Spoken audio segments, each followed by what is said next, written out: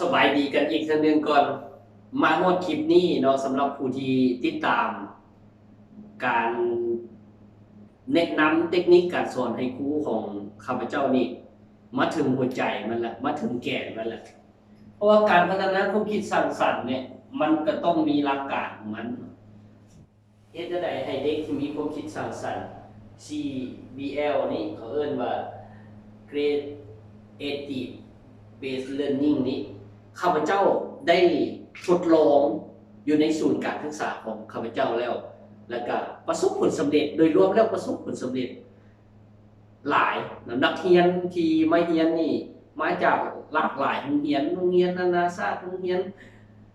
อื่นๆอยู่ในนครหลวงนี่เกือบว่าหลายโรงเรียน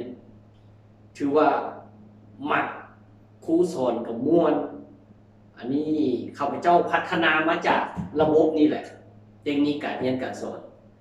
และอยากนำเสนอในมื้อนี้และข้าพเจ้าก็พัฒนาว่าถ้าอยากปฏิรูปการศึกษาต้องปฏิรูปเรื่องเทรนครูให้เข้าใจในเทคนิคการเรียนการสอนในรูปแบบใหม่ซึ่งข้าพเจ้าได้ออกแบบว่าเฮาต้องเฮ็ดแนวไหนเฮาต้องเฮ็ดแนวไหนข้าพเจ้าพัฒนาเป็น OBL OBL ย่อมาจากอะไรย่อมาจาก Occasion Based Learning หมายความว่าให้โอกาสในการเรียนรู้บ่แม่นยัดเยียดความรู้ให้เด็กน้อยต้องให้โอกาสเขาเจ้าค้นหาสิ่งที่เขาเจ้าถนัดให้เป็นให้เห็นแล้วก็ส่งเสริมเขาเจ้าให้ถึงจุด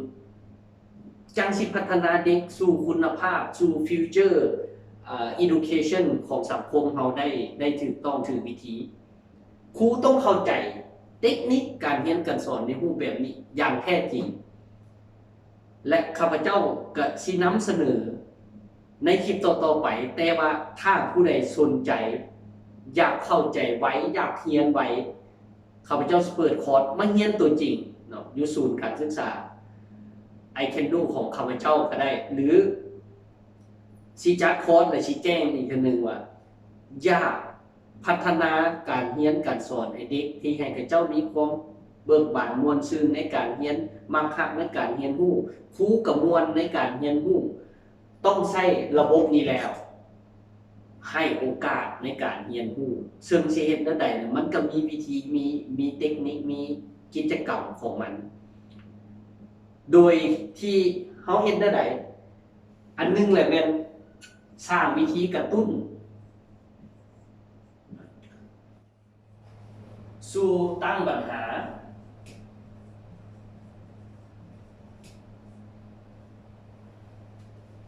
ให้นักเรียนค้นคิด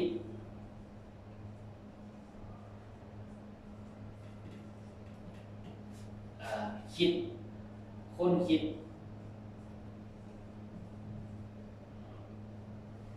และนำเสนอสุดท้ายประเมินผลนี่แบบหลากหลายเลยโมเมนต์ว่าประเมินเอาคำตอบเดียวประเมินผลแบบหลากหลายเป็นอย่างจะว่าประเมินผลแบบหลายความเก่งความถนัดของเด็กแต่ละคนบ่คือกัน